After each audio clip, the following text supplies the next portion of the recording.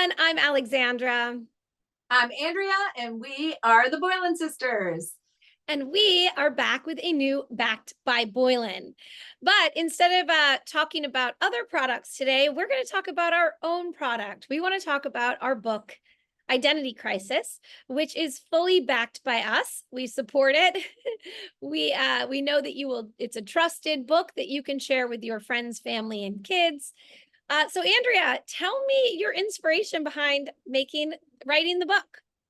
Yeah, well, I am a mom, and now my kids are old enough that I don't get to choose what they're reading anymore.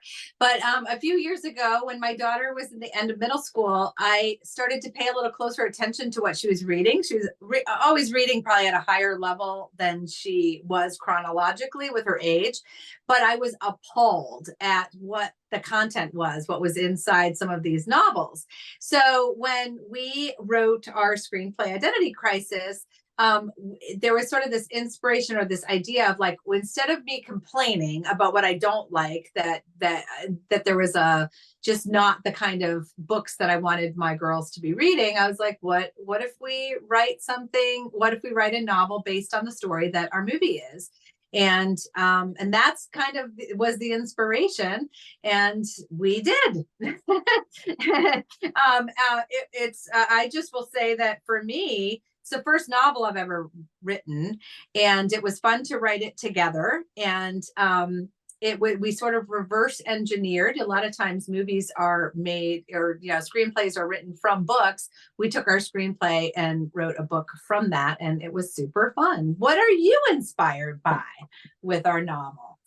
Well, I felt really inspired, and my favorite part about doing it was getting to dive deeper into the mind of Madison Montgomery. When you write a screenplay, you can't say what the character is thinking because it's a visual medium with a movie. You're only watching.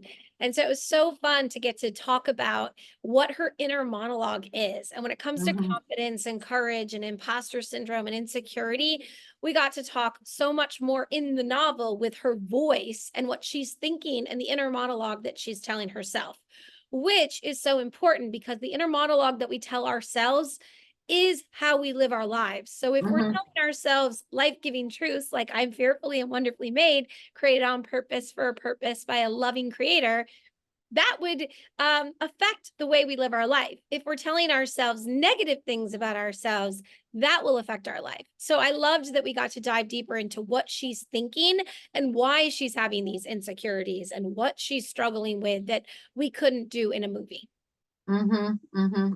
And Well, Andrea, I want to ask you, I have a question. yeah.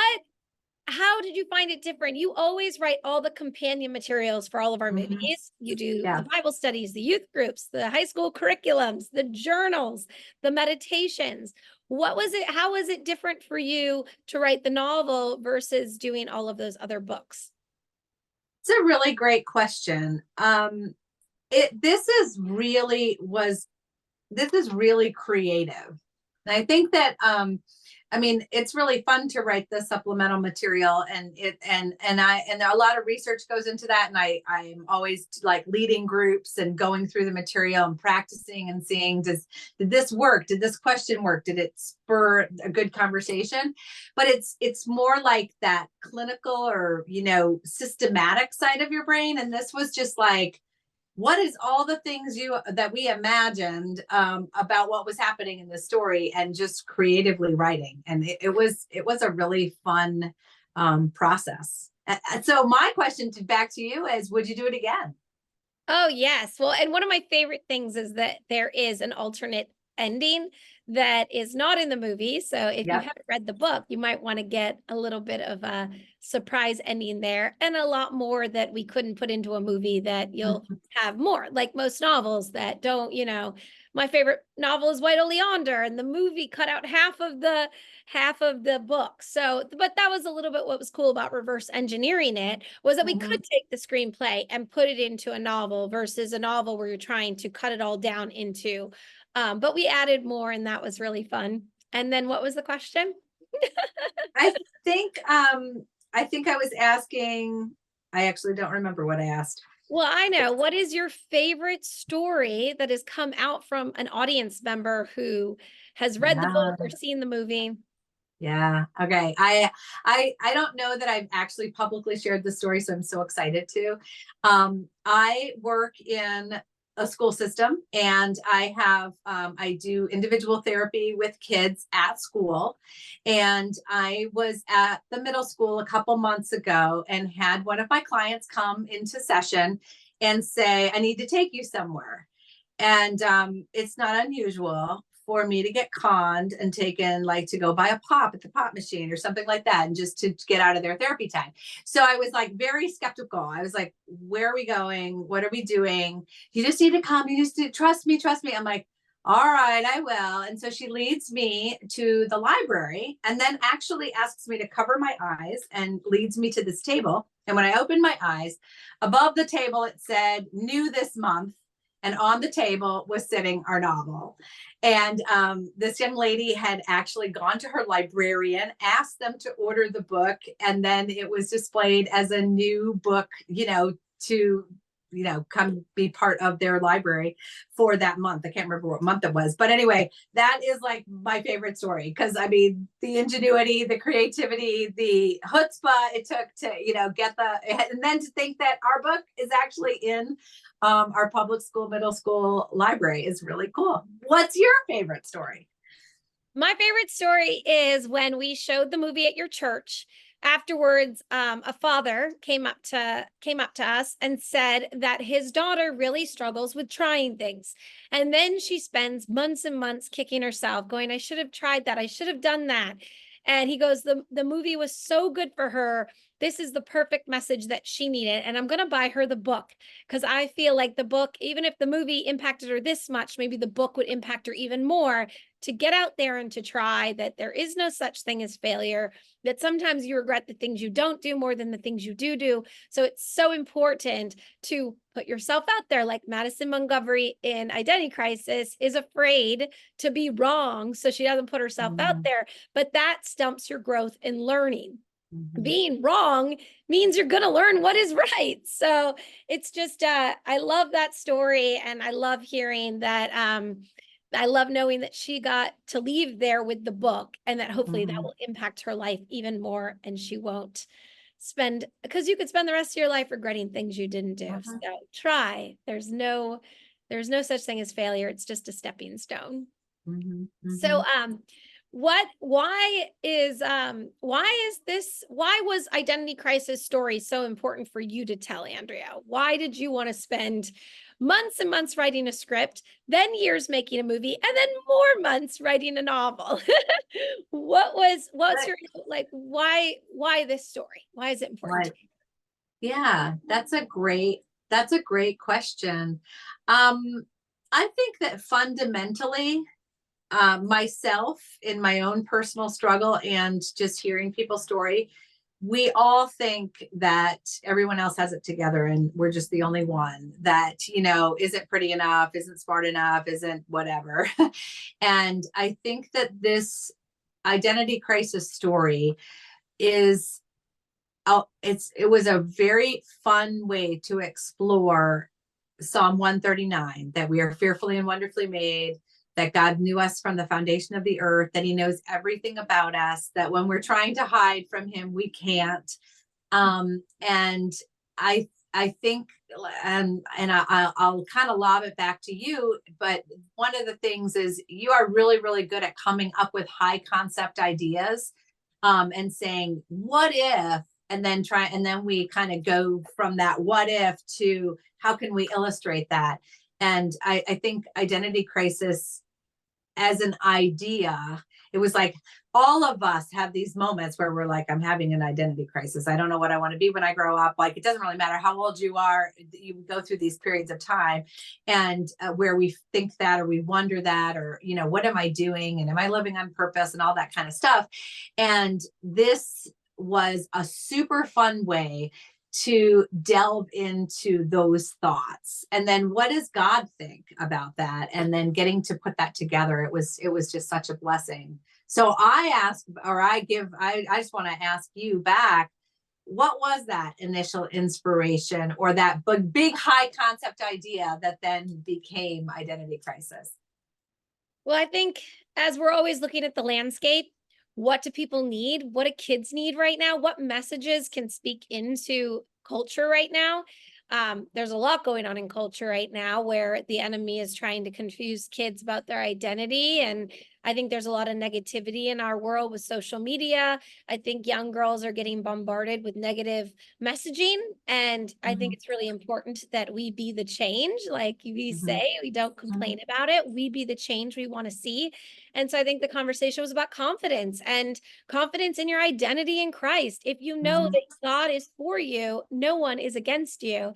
So we started kind of talking about that. I think it was kind of like, what if there were two girls who looked exactly the same, but the confidence, one had confidence and one didn't. And confidence mhm, is a mindset. People come up to me after I've done a talk and say, "How do you get up there and talk in front of people?" And I'm like, "I just take one step at a time, one step at a time, and I just do it." And so I think that and then if you were to create yourself and send yourself off to do all the things you're mhm, afraid of, and then all of a sudden you're watching yourself doing everything and you're going, "Well, wait a minute, that's me doing that, so maybe I can do it." And I think that was the initial conversation that then turned into, how do we weave your identity in Christ in this? Everything is a fun parable. So with cloning, we use that as an illustration that you might be thinking you could create the perfect identity, but God already created you the perfect identity because you are created in his image and in mhm. his identity. And then what does that look like and how do you live that out? And that's what we try to do. And that's what's great about the book, because we get to go even deeper into all those conversations. Mhm. Great answer. Yeah. So I'm just going to do some, one of the reasons that we were excited to do this, to talk about our book, is that there's a lot of things people don't know, and there's no way to tell you unless we just tell you. So I just want you to know that this book is special. It has really fun art in it, every chapter. So it's really designed for a middle school audience, probably. Every chapter has a fun illustration. Amy Reams, we thank you so much because your art was just so fun, and it's so captivating. Here's oh, I was going to show another one and I lost it. Here's one about there's just so many fun images. But also a lot of the story is has real stuff in it. We talk about the Genome Project. We talk about some different science. And so one of the things that I'm really excited about and want to make sure that our audience knows is that in the back of the book, there's a glossary. And we went through and we took a lot of the words that are real and real concepts and real things you can learn. And we put some, I would say, fairly straightforward definitions in there so that you can look it up and learn more. And the other thing that I really want to make sure everybody knows is that Identity Crisis was filmed entirely on campus at Grand Canyon University. And the reason that's important is, one, it's a really special place. And so if you're thinking about college, it's a great place to check out. But second, this book really helps. I think every page is an invitation to more education. And so not only are you reading and increasing your, reading level by actually spending time reading, but it also just it infuses the idea that college is a really fun place to be. It is an exciting part of your journey and a great opportunity. And I'm going to lob it back to you with this one. It talks about girls in science, and that's in the movie, but it's even, I think, even deeper in the book because we're really able to go into detail about that. And I wonder, Alexandra, would you tell us a little bit about the scientists that inspired some of the science that's in our movie? Yes, yes. Big shout out to Grand Canyon University. One of the things that I love about Grand Canyon University was that they really embraced a movie about girls in STEM. They are Yes. always trying to promote more girls to come to their university and get in the science department. So it was really awesome to get to partner with a school that believed in the mission of this. We also Dr. Angela Harris in the movie is a female scientist Yes. professor, and that's really important to us to show women in leadership positions so that young girls see that and go, I can be that when I grow up. Because If you see it, you can be it. I think that one of the most exciting parts also about writing this was researching. Andrea and I did a lot of research, even though you cannot clone yourself. Remember this. We know you cannot clone yourself.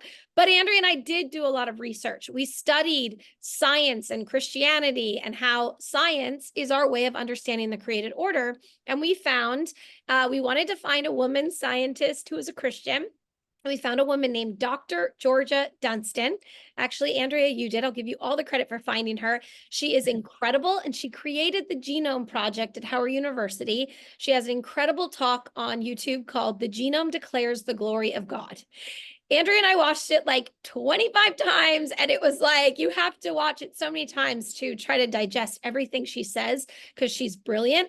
But that was also one of my favorite parts about creating this, was finding a Christian female scientist to be able to model this after, and take her words and use them to infuse them into our story, because there is a lot of truth in our story. Even though you can't clone yourself, the science is real. Not about cloning, just in the science classroom. But yeah, so we really highly recommend, if you are interested, to look up Dr. Georgia Dunstan and watch her TED Talk, and also her YouTube talk that's called The Genome Declares the Glory of God. It's incredible. And if you've ever doubted that there's a creator, listen to that talk and you will be like, she discovered that we each have 3 billion individual characteristics that only we have. And that's why these stories are so important, for people to know that they're loved from the minute they're created, and by a loving creator. For a purpose, on purpose. And it was really great that we worked with Grand Canyon University, because their whole motto is find your purpose. It was like such a God thing to work with this school, because there were so many similarities between our script and the theme of Grand Canyon University and what they believe. So we were really able to have a really incredible partnership working with them. And now they're using the movie and the book to bring girls to science camp, and they're showing it. And this is a great Girl Scout movie book, a great slumber party, and so why do you think that, Andrea, we have a movie out there, but why is the book so important versus they could just watch the movie? Why should they read the book? And what's the importance there? So great question. And I think there's multiple answers, but my first is words are super important. And I think that everybody, including me, is consuming visual content while doing something else. We're on our phones, we're texting, we're whatever, watching, checking out our Instagram while we're watching a movie. So we're not fully watching it, which means we might be missing some of the most important things. When you're reading, the world comes to life through the words, and you actually have to read them to know what's happening. So I think that there's something really powerful. God called the universe into existence with a word. He created Adam and Eve with a word. And so these words are really important. And the second part of that is that this book, purchasing this book on Amazon, does a few things. And one of the most important things for us is it supports our work. This is our product. We self-published on purpose so that it could be part of self-funding us, so we can write the next novel and we can write the next movie script. So we just really want to encourage you to purchase it. It does a couple things. The purchase of this supports Boylan Sisters directly. And it also gives you something you can share with someone that's tangible. Our movie can be rented or purchased, and streamed, but there isn't a DVD. This is something you can order and you can give to your neighbor. You can give to a child that you might be mentoring. You can give to your own child. You can give to your niece, your nephew, your grandchild. And we just really want to encourage you to spread the word of this really important story, and also support us and the work that we're doing, because purchasing this book will continue to support the Boylan Sisters. Yes. And you're absolutely right. When you're watching something, a lot of times you're not fully engaged in what you're hearing, but when you're reading something, you are engaged. So you're actually being able to digest what the book is saying. And it would make such a great gift. And on that note, Andrea, thank you so much for chatting today. Thanks you guys for watching. This has been another Backed by Boylan. Andrea and I 100% back Identity Crisis, the novel. It's available on Amazon right now. You can purchase it. The movie, if you also want to watch the movie, is available on Amazon, Apple TV, Vudu, pretty much anywhere you could rent or buy a movie. So thank you. And we look forward to the next conversation.